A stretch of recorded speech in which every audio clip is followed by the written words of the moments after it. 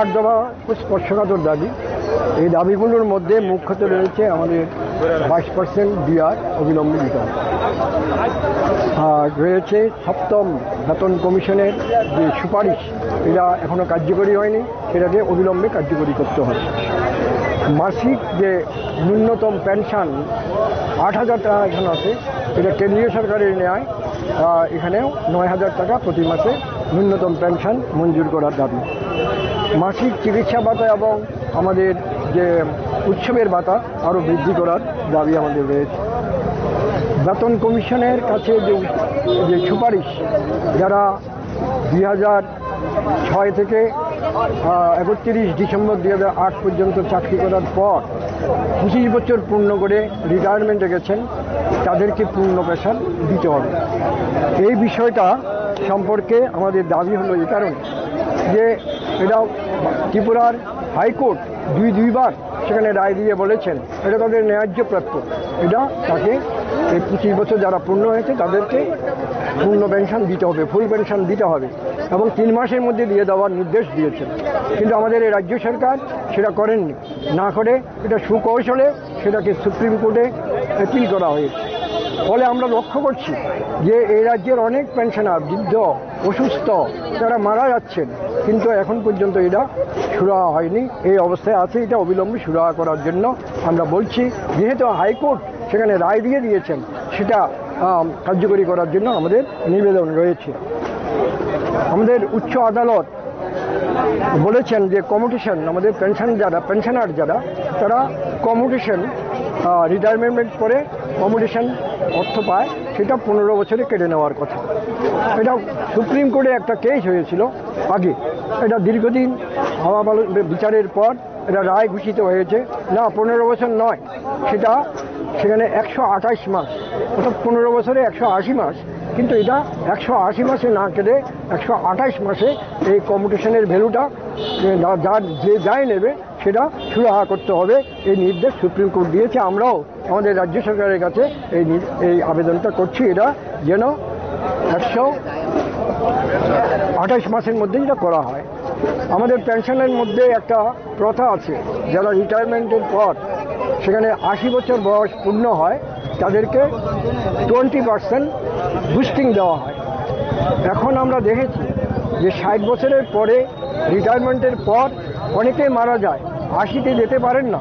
আমাদের বক্তব্য হলো, আমাদের দাবি হলো যে এটা 65 বছর থেকে শুরু করা হোক বুস্টিং প্রথা, এবং প্রতি 5 বছর অন্তর অন্তর সেখানে এই বুস্টিং তার দিয়ে দেওয়ার জন্য, যাতে আমরা পেনশনার ও পারিবারিক পেনশনেরা আর্থিক ক্ষতিগ্রস্ত না হয়, এই জন্য এই দাবিটা আমরা করেছি।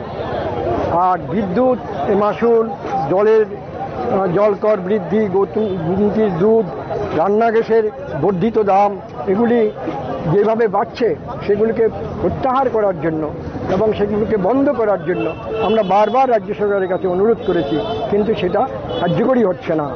এবং বিদ্যুতের ক্ষেত্রে যে স্মার্ট মিটার, এটা একটা অদ্ভুত ব্যাপার। আজকে আমাদের রাজ্যে গ্রামে গঞ্জে বিভিন্ন জায়গায় সেখানে যে বিদ্যুৎ সরবরাহ হচ্ছে, সে বিদ্যুতের অনেক রকমের ঘটনা, সেটা আমি বলতে চাই না, অথচ সেখানে স্মার্ট মিটার বসানোর জন্য বেশি তড়িৎ গতিতে উদ্যোগ নেওয়া হয়েছে। এটাতে কোনো রাজ্যের মানুষের উপকৃত হতে পারেন না। এটা অবিলম্বে বন্ধ করার জন্য আমরা দাবি রাখছি যে আমরা সরকার থেকে আমরা পয়সা দিয়ে মিটার কিনেছি, সরকার যেটা স্থির করেছেন সেই মিটারে আমরা ব্যবহার করছি, সেখানে বিল আসছে, বিল প্রতি মাসে মানুষ দিয়ে যাচ্ছে। আবার স্মার্ট মিটার কেন, কাছের কী উদ্দেশ্যে, কার লক্ষ্যে, কেন আমরা এটা বুঝতে পারছি না। রাজ্য সরকার স্পষ্টীকরণ করুক, আমরা এটা সকল মানুষের কাছে এটা স্পষ্টীকরণ করা প্রয়োজন। আমরা এই স্মার্ট মিটার বসানো প্রত্যাহার করার জন্য, এটা বন্ধ করার জন্য আমরা দাবি রাখছি। আপনারা কার কাছে দাবি?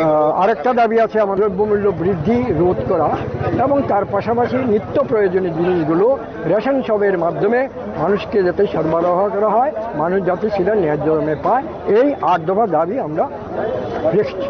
এই দাবিগুলো কার কাছে পাঠাবে? এই দাবিগুলো আমাদের রাজ্যের মাননীয় মুখ্যমন্ত্রীর কাছে আমরা মেমোরান্ডাম করেছি, আমাদের এই দাবির সপক্ষে কথা বলে সেই মেমোরান্ডাম সহ আমরা সেটা রাজ্যের মাননীয় মুখ্যমন্ত্রীর কাছে দেব।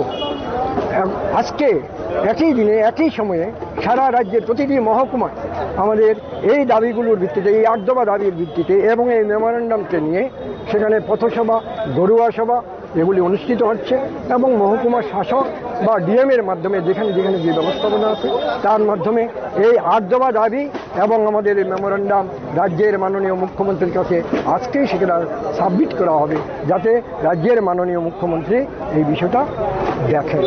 সেই সঙ্গে রাজ্যের মাননীয় মুখ্যমন্ত্রীর কাছে আমরা দাবি করেছি, অনুরোধ করছি, আমাদের এই দাবি, আমাদের যে সমস্যা রয়েছে এগুলি নিয়ে কথা বলার একটা সুযোগ দেওয়া। আমরা জানি রাজ্যের মাননীয় মুখ্যমন্ত্রী অনেক সমস্যা নিয়ে থাকেন, ব্যস্ততা রয়েছে, তার মধ্যে এই রাজ্যকে যারা গড়ে তুলেছে, এই রাজ্যের বৃদ্ধ মানুষের পাশে দাঁড়ানোর জন্য, তাদের কথা শোনার জন্য আমরা অনুরোধ রাখছি।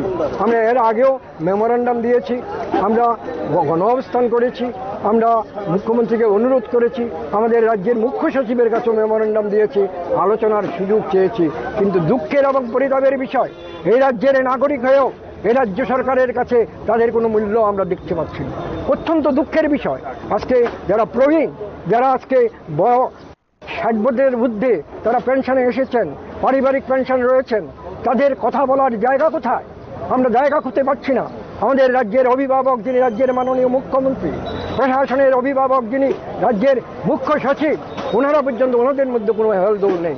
ওনারা ভাবতে পারছেন না এই রাজ্যটাকে যারা গড়ে তুলেছে, যারা শ্রম দিয়েছে, তাদের তারা কেন অবজ্ঞা করছেন। এই বিষয়টা গভর্নমেন্ট পেনশনার্স অ্যাসোসিয়েশন লক্ষ্য করেছেন।